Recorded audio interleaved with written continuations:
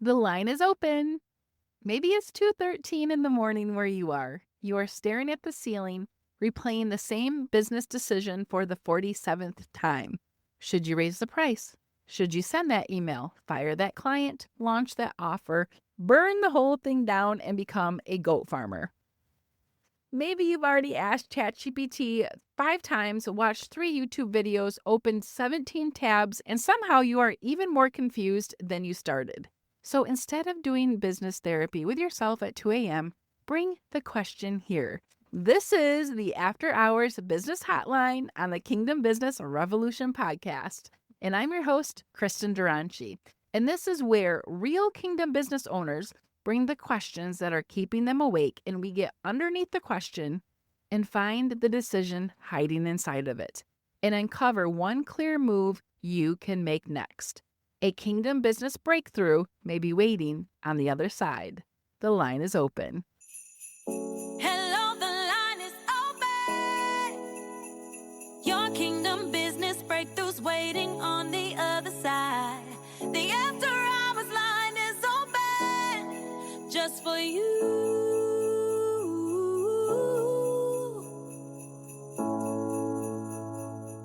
If you want to submit your question, either anonymously, have me answer it on this podcast, or apply to come on live with me, text the word breakthrough to 231-444-2451, and I'll send you the link to get your question on the line. All right, I am so thrilled to be here. I am opening up the After Hours Business Hotline with a question that I know a lot of you are going to resonate with. When she submitted this question, I was like, oh, this is the first question that I'm going to be talking about.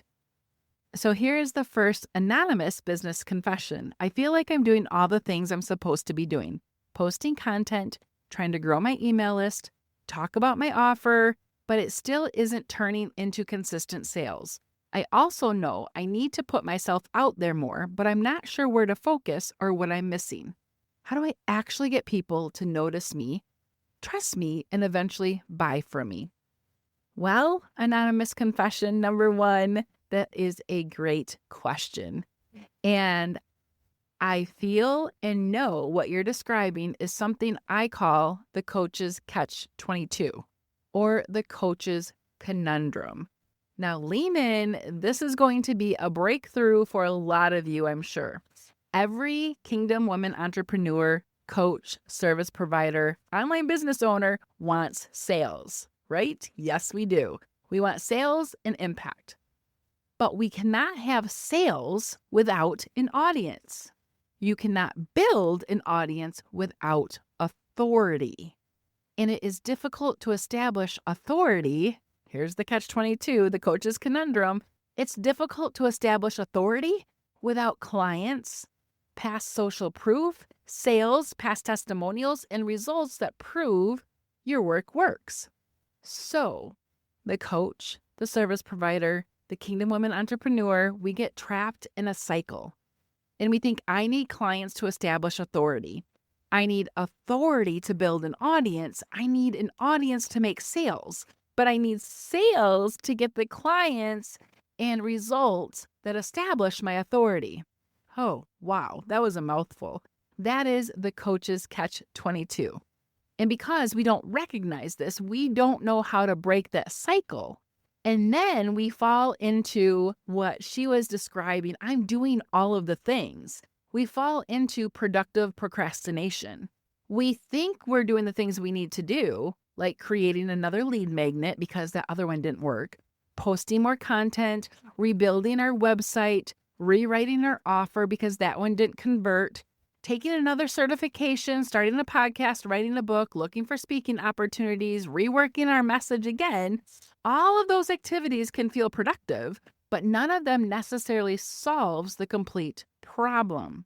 So now we know we need authority so people recognize that we are credible. And I'm not talking about the authority from your Heavenly Father. If you are called as a kingdom woman to the online business space, He has given you authority. And inside the leadership room, my paid tier of the Kingdom Lens Substack, I go into different types of authority. But I'm talking about the authority that helps you attract and build an audience of people who believe in your message, know that you can help them, and want the transformation you provide. That audience creates the relationship and trust necessary to generate those sales that you're looking for so that you can stop doing all of the things. And most people treat these as 3 separate strategies. These are not 3 separate strategies. It is one connected business ecosystem. Authority produces an audience. Audience leads to sales conversations and conversions, which lead to client results, which leads to greater authority. So it's one connected business ecosystem. The problem is not simply that we need more followers or more content or more visibility.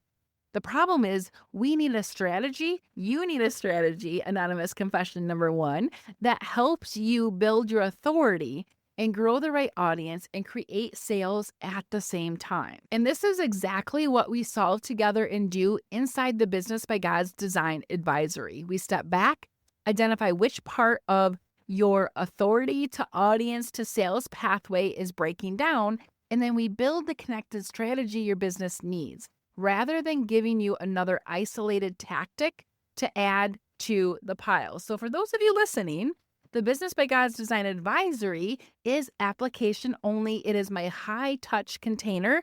If you are interested in getting inside the advisory, I have a few spots open this next quarter. I will link up the application form in the show notes. The problem is not simply that we need more followers, you need more content or more visibility. You need a strategy that helps you build authority, grow the right audience, and create sales at the same time. And what I love to teach people, and I teach inside the Business by God's Design Advisory, is collaborations and leveraging other people's audiences. Kingdom collaborations are the fastest, most effective way to grow your authority in the online space. And remember that authority leads to finding your perfect fit clients and the momentum that you need in order to bring into your offer to create the sales that you're looking for. In these strategic collaborations, interviews, summits, guest teaching, aligned partnerships, you can build authority through association, add value to other people's audiences, and that borrowed trust from established leaders through authority osmosis goes on to you. And you are now seen as that perceived expert in your area, in your niche, and that authority. It also allows you to reach new audiences and demonstrate your area of expertise. So borrowed trust is stronger than borrowed reach, okay? Collaborations are not simply about getting in front of more people. It's about being strategic and getting introduced to those people by someone that they already trust. I mean, we do this every single day anyways. If there's a new restaurant in town and you know that your friend went there, you're going to message your friend and say, hey, how is that new restaurant? And you're going to trust her opinion. The same thing works with collaborations when you want to grow your authority. So the next action item you can take after listening to this today is to go find someone who serves your same ideal client but solves a different problem for them. You do not need to find a huge creator or a 6 or 7 figure business owner.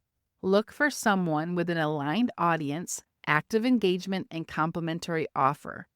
I highly recommend going to do this on Substack because then you can leverage the Substack tools and you can actually do an interview or an article swap. I love how Substack makes it so easy. If you're not on Substack, then definitely go take a look at Facebook groups and other communities that you are in. For example, if you help women build their business strategy, you could collaborate with someone who helps them with faith and identity, or copywriting and messaging, or bookkeeping and finances. So your next steps are define who you want to reach. Write one sentence. I help that specific person achieve that specific result. Then ask who else serves this person before, after, or alongside the work that I do. This is your complementary collaborative partner. Make a list of 20 potential partners. You can search Substack recommendation and notes, podcast your ideal client listens to, Facebook groups and communities. You should not only look at the follower count, you should also look at audience alignment, similar values, a distinct but complementary area of expertise. And before sending a cold pitch or a cold request, either subscribe to their publication on Substack, subscribe to their email list, read and respond to a few of their posts, restack or share something genuinely useful if they're on Substack. Make sure that you are commenting and leaving thoughtful comments on their posts on social media or on Substack, and mention a specific idea from their work that you are interested in. The goal is not to manufacture a relationship, it's to make sure the collaboration actually makes sense and that you're establishing that relationship before you do a pitch. And then one last tip before we hop to the next question. Don't send, "Would you like to collaborate with me sometime?"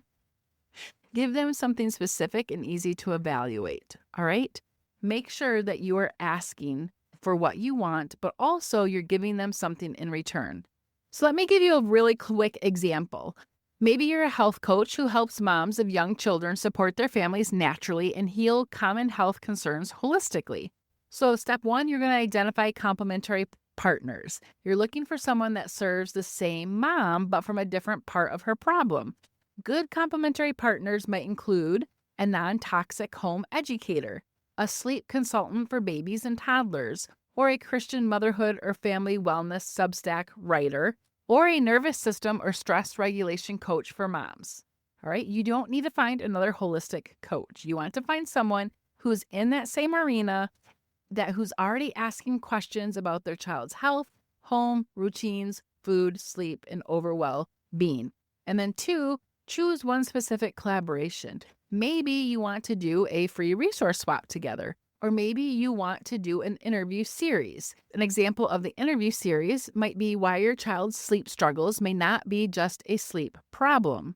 And the one expert could discuss the connection between nutrition, digestion, environment, and sleep. And then she would interview you and you would bring the expertise around what may be happening inside the body or the environment.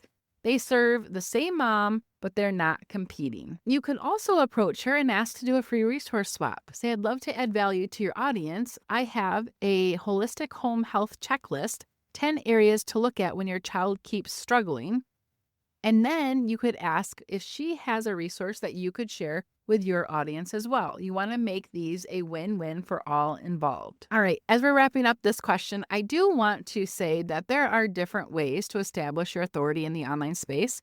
But what I have found with myself and my clients is that kingdom collaborations, connections, and leveraging other people's audiences are the most effective way to grow your authority, increase your email list, and make those sales, because we all get trapped in that coach's Catch-22 where we want sales, but we can't have sales without the people.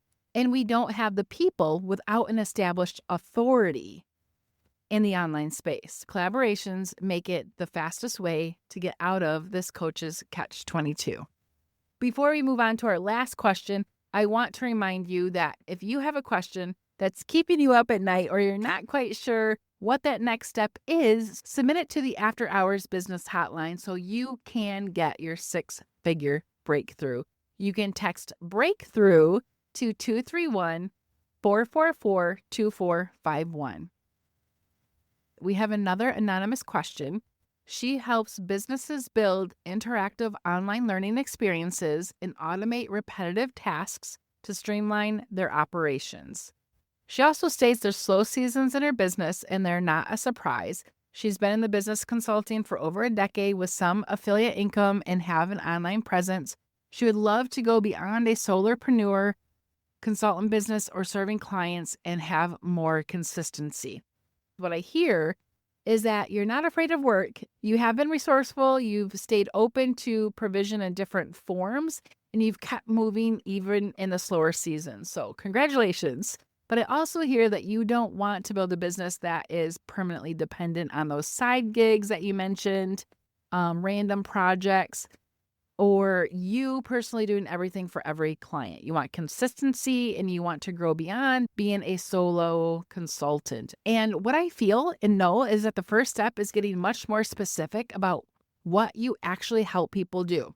When I read that in one sentence, what do you sell and who do you serve? When you said, I help businesses build interactive online learning experiences and automate repetitive tasks to streamline their operations, that's really broad. It tells us what you can do, but it doesn't yet tell a potential client who this is for, what problem are they experiencing, what do you help them build, and what result do they get.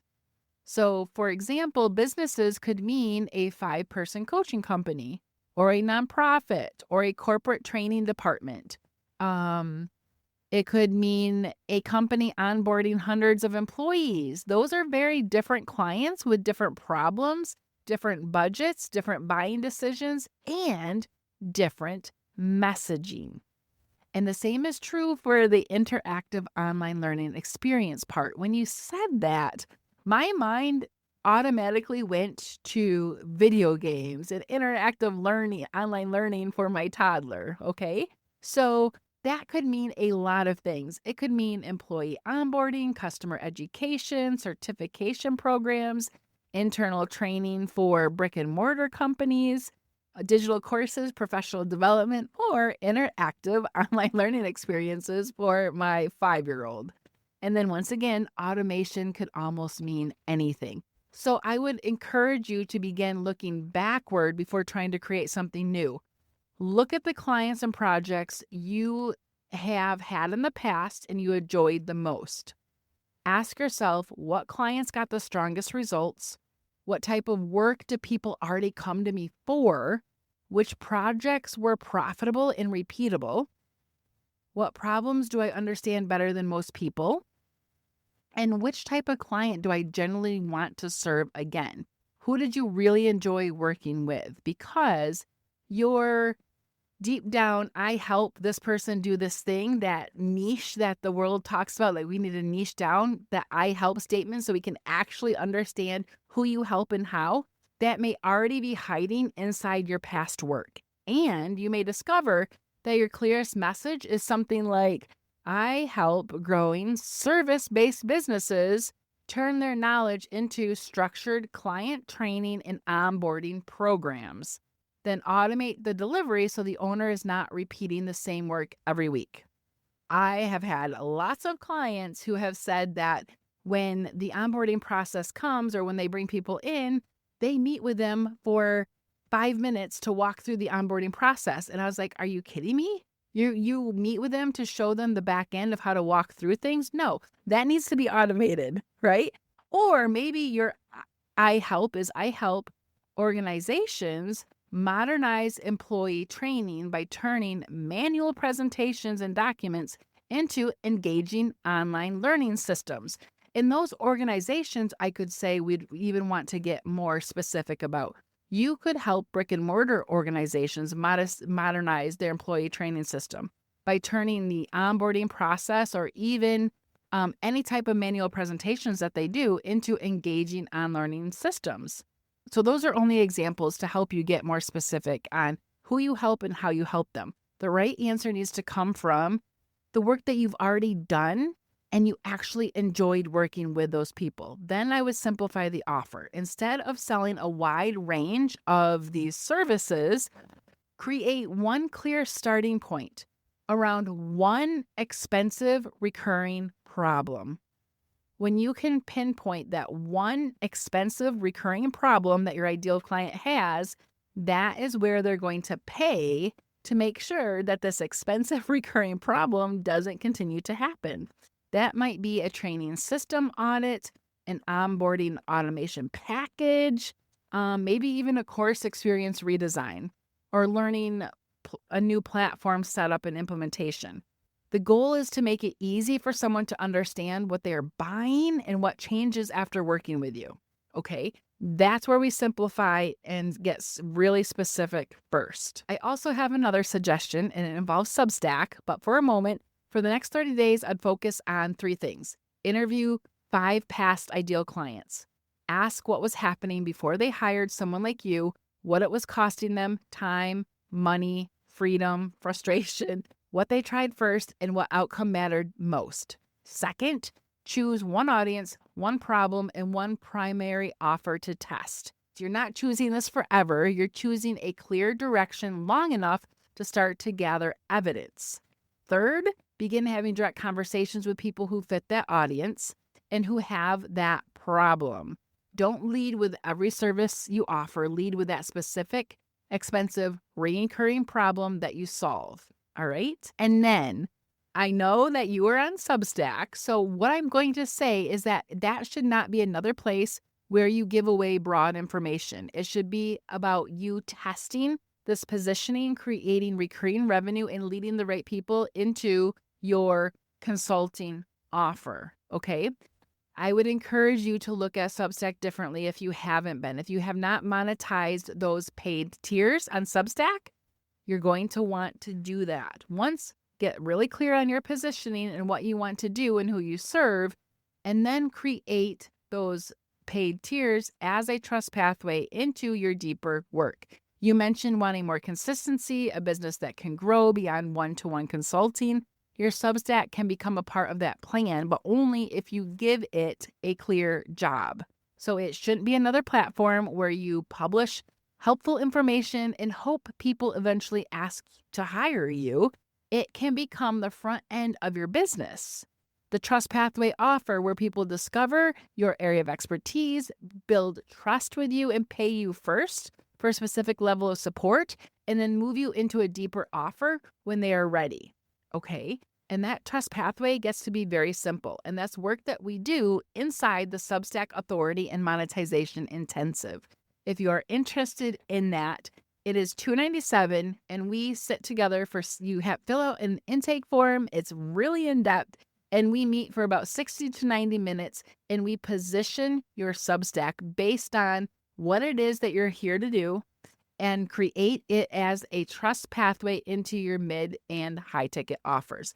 And for anyone else listening, if that's something that you want to do, grab that Substack Authority and Monetization Intensive. We will position your Substack and create what your paid tiers should look like so you can start to create consecutive revenue and monetize Substack as the front end of your business, and then lead people into your mid and high ticket offers. If that's something you're interested in, you can shoot me a DM over on Substack or email me letting me know that you want to snag a Substack Authority and Monetization Intensive for only $297.